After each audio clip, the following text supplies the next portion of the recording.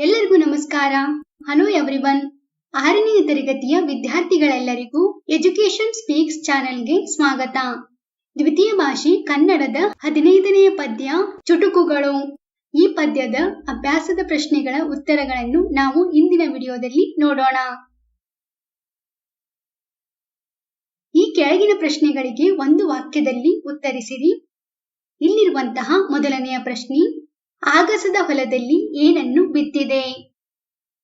ಆಗಸದ ಹೊಲದಲ್ಲಿ ಚಿಕ್ಕೆಗಳನ್ನು ಬಿತ್ತಿದೆ.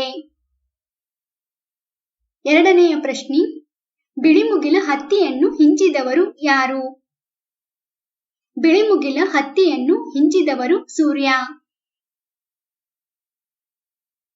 ಮೂರನೆಯ ಪ್ರಶ್ನೆ, ಕಂದನು ಹುಡುಗನಿಗೆ ಎಂತಹ ಕೋಳಿ ತೋರುವೆನು ಎಂದನು? ಕಂದನು ಹುಡುಗನಿಗೆ ಎಲುಬು ಇಲ್ಲದ ಕೋಳಿ ತೋರುವೆನು ಎಂದನು. ಮುಂದಿನ ಪ್ರಶ್ನೆ, ಹುಡುಗನು ಕಂದನ ಮನೆಗೆ ಏಕೆ ಹೋದನು? ಹುಡುಗನು ಕಂದನ ಮನೆಗೆ ಎಲುಬು ಇಲ್ಲದ ಕೋಳಿಯನ್ನು ನೋಡಲು ಹೋದನು. ಪ್ರಶ್ನೆ 5, ಕಂದನು ಹುಡುಗನಿಗೆ ತೋರಿಸಿದ ಸೋಜಿಗದ ಕೋಳಿ ಯಾವುದು? ಕಂದನು ಹುಡುಗನಿಗೆ ತೋರಿಸಿದ ಸೋಜಿಗದ ಕೋಳಿ ಮೊಟ್ಟೆ. 6ನೆಯ ಪ್ರಶ್ನೆ, ಕವಿ ತಂಗಿಗೆ ಎಂತಹ ಅಂಗಿ ಹೊಲಿಸುವೆನು ಎಂದರು? ಕವಿ ತಂಗಿಗೆ ಚಿಕ್ಕೆಗಳ ಅಂಗಿಯನ್ನು ಹೊಲಿಸುವೆನು ಎಂದರು. ಮುಂದಿನ ಪ್ರಶ್ನೆ, ಬಾಂದಳವನ್ನು ಸಿಂಗರಿಸಿದ ರಂಗೋಲಿಯ ಹಿಟ್ಟು ಯಾವುದು? ಬಾಂದಳವನ್ನು ಸಿಂಗರಿಸಿದ ರಂಗೋಲಿಯ ಹಿಟ್ಟು ಬೆಳದಿಂಗಳು. 8ನೆಯ ಪ್ರಶ್ನೆ, ಚುಟುಕುಗಳ ಬ್ರಹ್ಮ ಎಂದು ಯಾವ ಕವಿಯನ್ನು ಕರೆಯಲಾಗುತ್ತದೆ? ಚುಟುಕುಗಳ ಬ್ರಹ್ಮ ಎಂದು ದಿನಕರ ದೇಸಾಯಿಯವರನ್ನು ಕರೆಯಲಾಗುತ್ತದೆ. ಈ ಕೆಳಗಿನ ಪ್ರಶ್ನೆಗಳಿಗೆ 2 ಅಥವಾ 3 ವಾಕ್ಯಗಳಲ್ಲಿ ಉತ್ತರಿಸಿರಿ. ಇಲ್ಲಿರುವಂತಹ ಮೊದಲನೆಯ ಪ್ರಶ್ನೆ, ಆಗಸದಲ್ಲಿ ಸೂರ್ಯನ ಕೆಲಸಗಳನ್ನು ಕವಿ ಏನೆಂದು ವರ್ಣಿಸಿದ್ದಾರೆ? ಆಗಸವೆಂಬ ಹೊಲದೊಳಗೆ ರಾತ್ರಿ ನಕ್ಷತ್ರಗಳನ್ನು ಬಿತ್ತಿದಾಗ ಮುಂಜಾನೆ ವೇಳೆಗೆ ಬಿಳಿಮುಗಿಲಂತೆ ಹತ್ತಿ ಹರಡಿರುತ್ತದೆ. ಈ ರೀತಿ ಹತ್ತಿಯನ್ನು ಸ್ವಚ್ಛಗೊಳಿಸಿರುವುದು ಯಾರೆಂದರೆ ನಮಗೆಲ್ಲ ಸದಾ ಬೆಳಕು ಹಾಗೂ ಶಕ್ತಿಯನ್ನು ನೀಡುತ್ತಿರುವ ಸೂರ್ಯ ಎಂದು ಕವಿಯು ಸೂರ್ಯನ ಕೆಲಸಗಳನ್ನು ವರ್ಣಿಸಿದ್ದಾರೆ. 2ನೆಯ ಪ್ರಶ್ನೆ, ಸೋಜಿಗದ ಕೋಳಿ ಯಾವುದು, ಏಕೆ?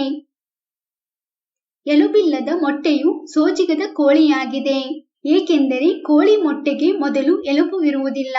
ಅದು ಬೆಳವಣಿಗೆಯ ಪ್ರಾಥಮಿಕ ಹಂತದಲ್ಲಿರುತ್ತದೆ. 3ನೆಯ ಪ್ರಶ್ನೆ, ಬಾಂದಳವು ಹೇಗೆ ಸಿಂಗಾರಗೊಂಡಿದೆ ಎಂದು ಕವಿ ವರ್ಣಿಸಿದ್ದಾರೆ? ಬಾಂದಳವು ಹಣೆಗೆ ಚಂದಿರನೆಂಬ ತಿಲಕವನ್ನು ಇಟ್ಟು ಬೆಳದಿಂಗಳು ರಂಗೋಲಿ ಹಾಕಿದಂತೆ ಸಿಂಗಾರಗೊಂಡಿದೆ ಎಂದು ಕವಿಯು ವರ್ಣಿಸಿದ್ದಾರೆ. ಈ ಕೆಳಗಿನ ಹೇಳಿಕೆಗಳಿಗೆ 4 ಪರ್ಯಾಯ ಉತ್ತರಗಳನ್ನು ನೀಡಿದೆ. ಅವುಗಳಲ್ಲಿ ಸರಿಯಾದುದನ್ನು ಆರಿಸಿ ಬರೆಯಿರಿ. ಬಿಳಿಮುಗಿಲ ಹತ್ತಿ ಎಂದರೆ? ಇಲ್ಲಿರುವಂತಹ 4 ಆಯ್ಕೆಗಳು: ಮೋಡ, ಆಕಾಶ, ಚಿಕ್ಕೆ, ಸೂರ್ಯ. ಬಿಳಿಮುಗಿಲ ಹತ್ತಿ ಎಂದರೆ ಮೋಡ. ಎಲುಬು ಇಲ್ಲದ ಕೋಳಿ ಎಂದರೆ ಮೊಟ್ಟೆ, ಮರಿ, ಮಾಂಸ, ಹೊಟ್ಟೆ. ಈ 4 ಆಯ್ಕೆಗಳಲ್ಲಿ ಆಯ್ಕೆ ಅ ಮೊಟ್ಟೆ ಎಂಬುದು ಸರಿ ಉತ್ತರ. ಗಗನದೇವಿಯ ಹಣೆಗೆ ಬೊಟ್ಟು. ಇಲ್ಲಿರುವಂತಹ 4 ಆಯ್ಕೆಗಳು ಚಿಕ್ಕೆ, ಚಂದಿರ, ಹಿಟ್ಟು ಮತ್ತು ಬೆಳದಿಂಗಳು. ಆಯ್ಕೆ ಆ ಚಂದಿರ ಎಂಬುದು ಸರಿಯಾದ ಉತ್ತರ.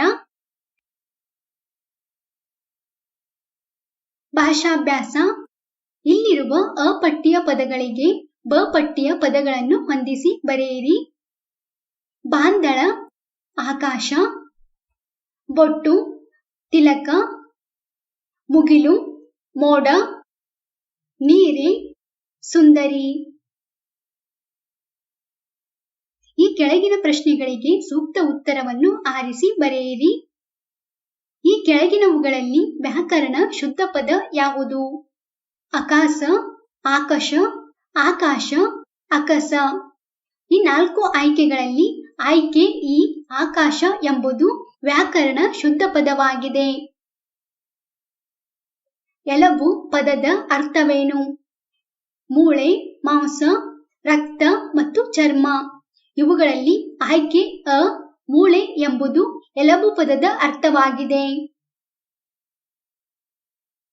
ಸುಳ್ಳು ಇದರ ವಿರುದ್ಧಾರ್ಥಕ ಪದ ಯಾವುದು?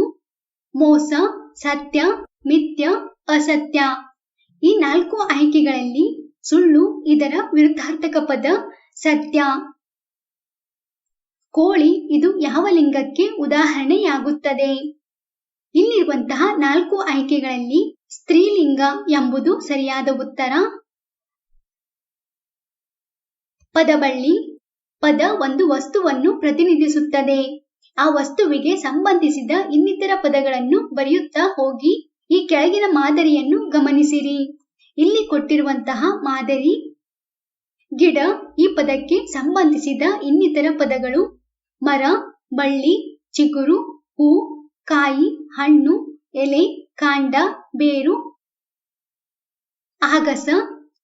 ಈ ಪದಕ್ಕೆ ಸಂಬಂಧಿಸಿದ ಇನ್ನಿತರ ಪದಗಳು ಆಕಾಶ, ಮೋಡ, ನಕ್ಷತ್ರ, ಸೂರ್ಯ, ಚಂದಿರ, ಗ್ರಹ, ಆಕಾಶಗಂಗೆ, ಧೂಮಕೇತು, ಕೋಳಿ. ಈ ಪದಕ್ಕೆ ಸಂಬಂಧಿಸಿದ ಇತರ ಪದಗಳು ಯಾವ್ಯಾವೆಂದರೆ ಮೊಟ್ಟೆ, ಎಲಬು, ಮಾಂಸ, ಹುಂಜ. ಇಲ್ಲಿರುವಂತಹ 3ನೇ ಪದ ಹೊಲ. ಈ ಪದಕ್ಕೆ ಸಂಬಂಧಿಸಿದ ಇನ್ನಿತರ ಪದಗಳು ಯಾವ್ಯಾವೆಂದರೆ ಮಣ್ಣು, ಬೀಜ, ರೈತ, ನೇಗಿಲು, ಉಳುಮೆ, ಎತ್ತು, ಪೈರು, ಬೆಳೆ, ದವಸ ಧಾನ್ಯ.